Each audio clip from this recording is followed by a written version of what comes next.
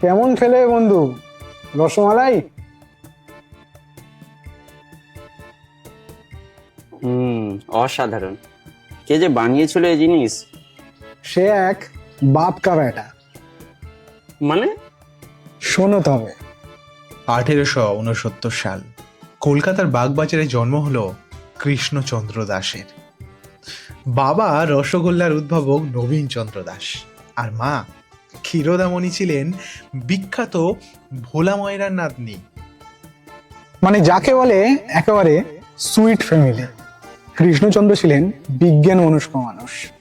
তিনি বাগবাজারে একটি বৈজ্ঞানিক যন্ত্রপাতির দোকান দেন। তার প্রাথমিক লক্ষ্য ছিল বাংলার মিষ্টির আধুনিকীকরণ ও পুনর্নির্মাণের জন্য নতুন নতুন প্রযুক্তির উদ্ভাবন করা। কিন্তু মা তার এই কাজে সহমত ছিলেন না। ফলে বাবার পারিবারিক মিষ্টির ব্যবসা থেকে তাকে বেরিয়ে আসতে হয়।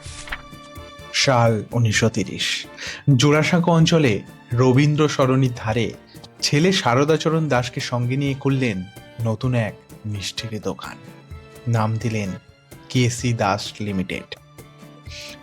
এখানেই রসগোল্লাকে প্রথম টিনের কৌটোতে ভরে বিক্রি করলেন, যা খুব অল্প দিনে জনপ্রিয়তা অর্জন করে। পাড়ি দিতে লাগে দেশ বিদেশে। মিষ্টিতে হাইজিন ব্যাপারটি তাঁরই প্রচলন করা। আবিষ্কার করলেন নতুন এক মিষ্টি, দুধের মধ্যে রসগোল্লা। নরম, রসালো আর ক্রিমি এই মিষ্টির নাম দিলেন রসমালাই।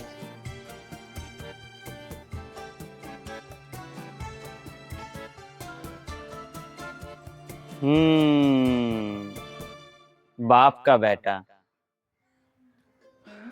1934 সালে কেসি দাসের মৃত্যু হয়।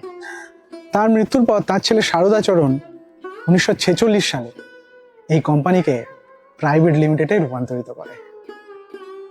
দেখতে দেখতে মিষ্টির জগতের এক মহারথী হয়ে ওঠে কেসি দাস প্রাইভেট লিমিটেড।